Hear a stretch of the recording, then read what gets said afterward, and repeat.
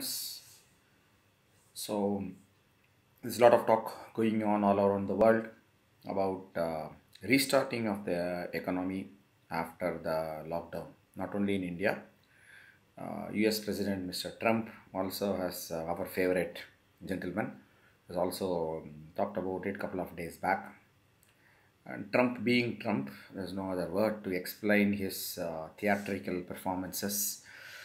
Said that, liberate Minnesota, liberate Michigan, liberate Virginia, because the Democratic governors of those states are saying that the situation is still very troublesome and they don't want to quicken up the pace of reopening the economy. So he's saying liberate those states. He's inciting people for a civil war through his tweets. Whereas the pace at which the virus is spreading to new areas is continuing throughout the world, though it is flattening in some parts like Italy, Spain particularly, but new areas are coming up. Turkey, a lot of places. WHO says that Africa could be the next epicenter. What about India? So yes, I'm talking on April 18th, when the number of new case infections have reached high. More than 1,300 new infections, 1,300 new infections have been reported from different parts of India. So probably it's too premature to talk about opening up of the economy, but government said there is something will be done after April 20th. Some relaxations are announced. So we'll discuss that essentially. But certain things I want to, the government said today that FDI from all the neighboring countries, it won't be an automatic route and it will be through with the prior government approval, right? So this after some reports have said that a Chinese bank, investment bank, has acquired around 1% stake in HDFC Bank. And there have been fears that taking advantage of the coronavirus pandemic and low pricing in the share market, some Chinese investment banks may try to take over some of the industries, already sectors which have been badly affected, like automobiles and all that. And even the opposition leader, Mr. Rahul Gandhi, has also written a letter to the government asking the government to tighten the FDI rules. And industry organizations have also wanted government some protection. That's okay, but what is more important is about the MSME sector. The MSME sector has been badly affected, as you have been spoken about it a number of times after DeMon and GST, which contributes to around 45% of our exports, employs around 11 crore, 12 crore people, contributes to 30% of the GDP. So 45% of our workforce is employed.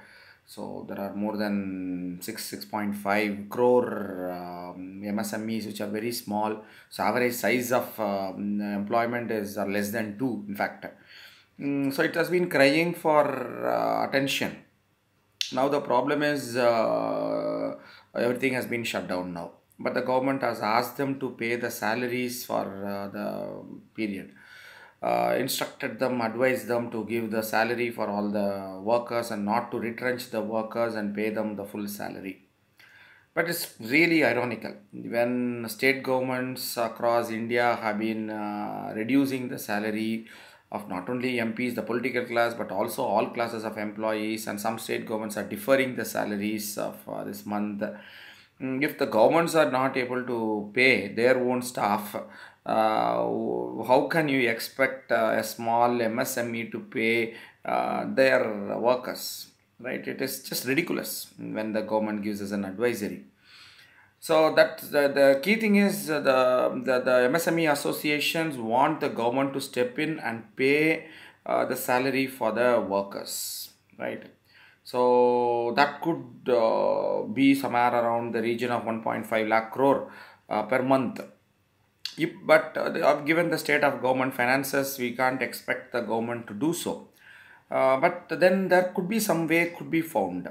For example, one suggestion could be, for example, most of them have taken overdraft from banks and all because there's no work at all. They have but they have to pay their suppliers, they have to pay the rent. There are overhead charges which they need to maintain, and some many of them have taken loans from banks and NBFCs. They have to repay. Some of them have got overdraft and from the banks and paid the salary for March. But April, almost everything is complete. By at least till March 24, they were functioning, so they were able to repay. They pay some amount of salary. But what will they do in April? So a big headache for everybody. And obviously the workers family need money. How they will run their family? How, of course, the government again has given an advisory to the house owners not to get rent from them and all that. My house owners have been asking for rent. Today I gave them the check also.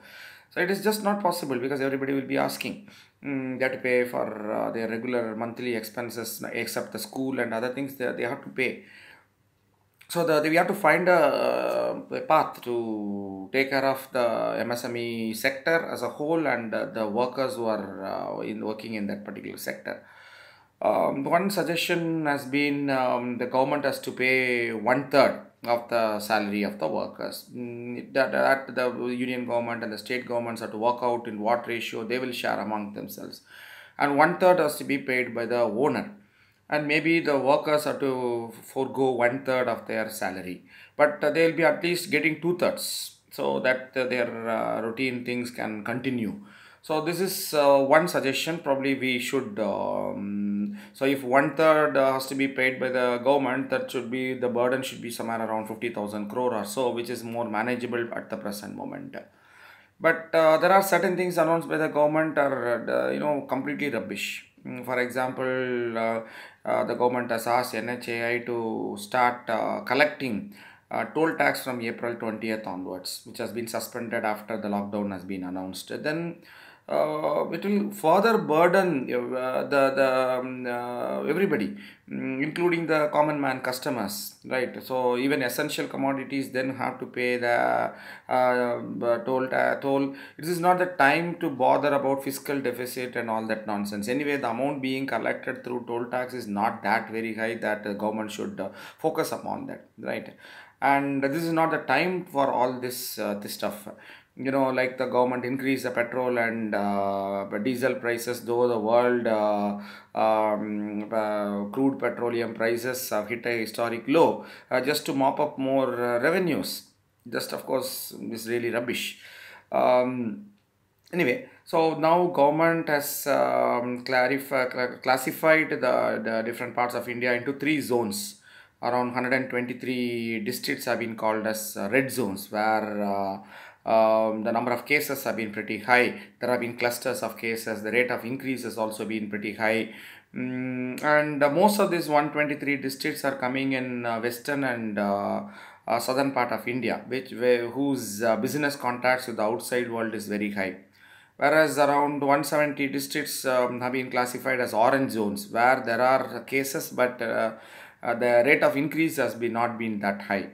And whereas the remaining districts have been, more than 300 districts have been classified as green zone. Most of them come in eastern part of India, Odisha, Bihar, Jharkhand, Chhattisgarh, Odisha, and northeast India. So which are economically very backward and therefore have very little interlinkages with the outside world, economic linkages with the outside world. So, and again the government has announced that from April 20th onwards, some activities will be reopened all over India. That includes agricultural operations and agricultural and allied activities like fisheries, forestry, etc. Okay, no problem with that. We need to start that. Yes, one important positive thing has been that all the rural NREG activities will be started. So that will provide some amount of hope. Not only the NREG thing, government also will transfer the money immediately to the beneficiaries so that at least they'll get some cash at hand to spend right now. Apart from that, transport activities, they said goods transport by road, by trucks, by train, will be started. Ports will be functioning. Airports for goods transport will be functioning. Land ports will be functioning, and all that. Probably that's the reason why government has said that toll tax also will be started, because trucks they are allowing for all activities now. All the goods can be transported throughout India. Um, and the problem is, yeah, I'll come back to the issues later. What are the things then? Other than that, the government says that this some SEZs, export processing units, EPZs, and export oriented units, EOUs, and all those things can be started, but they are given a standard operating procedure, SOP, for social distancing and all. But as you know, this won't be followed in India. And the problem is, most of the SEZs are situated near the big cities. As you know, all the big cities of India, whether it is Delhi or Delhi, Noida, Gurgaon belt, the industrial belt.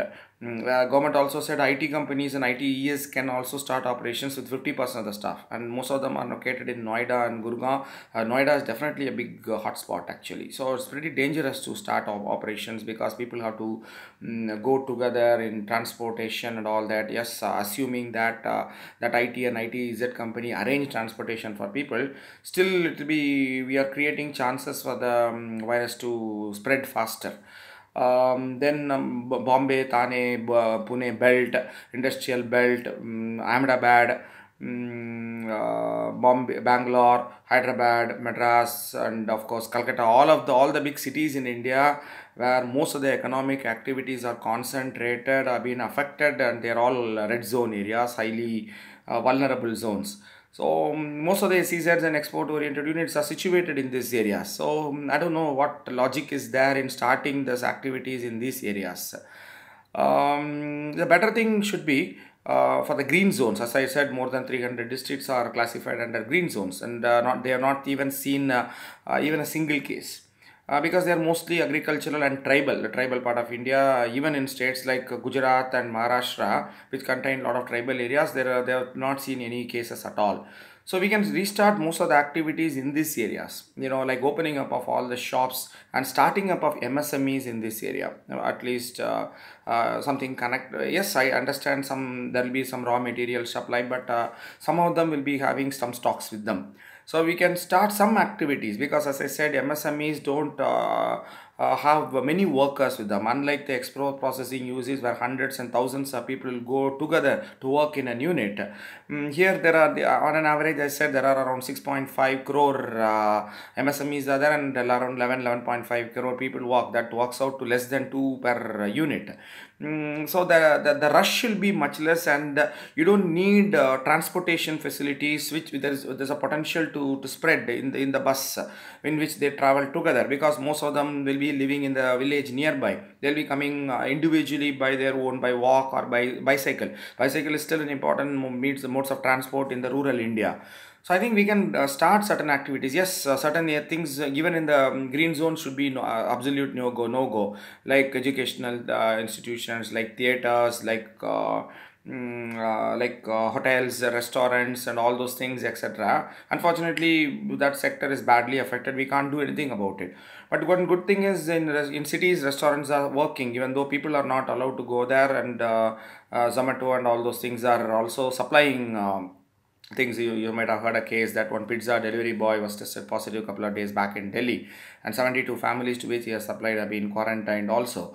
So also from April 20th, courier services and e-commerce services will be started and all, but there is a heavy overload, and they are hiring. In fact, Big Basket and Amazon and Flipkart are hiring people to deliver, because their orders are, because everybody is now buying online, and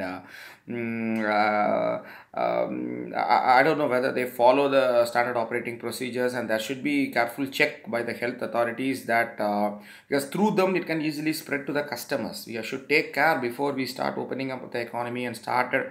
The opening up has to be done in a very calibrated manner, very phased manner, and a very careful manner. And I think one size fit all approach cannot work. Because it has to be dependent upon the capacity of the local administration. For example, let's say Nalanda district in Bihar. if it is green zone and we are allowing certain activities there, we should find out what is the capacity for testing that we should, that there should not be any let off in those activities, right? So the testing, when you talk about testing, it is still very low in India. Still India has tested less than 250 people per million population, whereas the European countries and US are testing more than 20,000 per million population, and even many Asian countries are testing 10,000 per population. Even Pakistan is testing 420 people per million. India is testing less than 250. So the testing capacities are also very less in the eastern, northeastern part of India. We should strengthen that. There cannot be any let off, though they have not seen any cases at all, because it can easily spread. Because now studies are saying that, which also I said, WHO said it is not an airborne disease, but some studies in US say that it is an airborne disease. It can spread even 4 or 5 feet also. Merely by speaking, asymptomatic person can easily transmit to people also, other people. So we should be very careful in opening up of the the removal of all the beginning of all economic activities. And the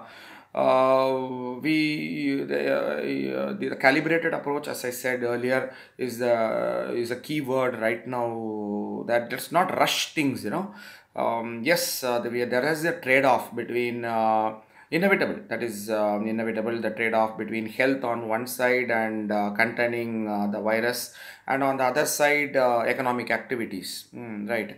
So the government should have taken, should have anticipated that the lockdown would be for a pretty long period of time, and what should be done for the workers, and farmers and agricultural workers, not only workers of the industrial sector, but all this thing. So as of now, I don't think it is right to start commercial or industrial activities or recreational activities or religious activities or cultural activities. At least 2 months, 3 months, they all should be shut down. They are not essential at all. But in the green zones, we can start. Yes, if things improve, we can slowly open up more areas as, for example, in the orange zones. If red zone, if there is no new case for 14 days, then they say it will be classified as orange zone. If there are another 14 days, if there is no more new cases, then it can be brought into green zone and all that. Obviously, we cannot start long distance train services and all that.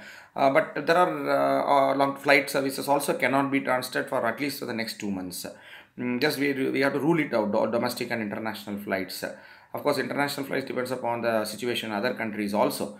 But yes, as I said, in northern Bihar, in the all the contiguous around 10-12 districts in the Kosi belt, they are not seen any cases at all. So we can start some local transport like buses and all within these areas, right? So some semblance, but at the same time, we should always monitor what is the testing capacity of that particular district, and what is the status of public healthcare system in that district. How much maximum patients it can handle, what are the total number of beds, have they created any isolation wards, what is the total number of ICUs in that particular district. So all that, so if there is even an iota of doubt about any spreading of disease and all the virus, then immediately we should bring it, green zone should be brought back to orange zone, and more restrictions should be imposed. The wait and watch, that's the most important thing right now. Let us not rush into anything, because the government has to think what it has to do for the workers. Yes, as I said, please think more about that and transfer some money to the owners, which can be given directly to the workers, instead of, because they can't, because MSME owners are not Ambanis and Tatas. They cannot give money to salary to their workers, because they themselves are hand to mouth existence, facing that problem. So that is the most important thing. What the government is going to do for MSME sector will decide the response, what we are going to do, how fast we can reopen the economy and all that, etc. Let's see.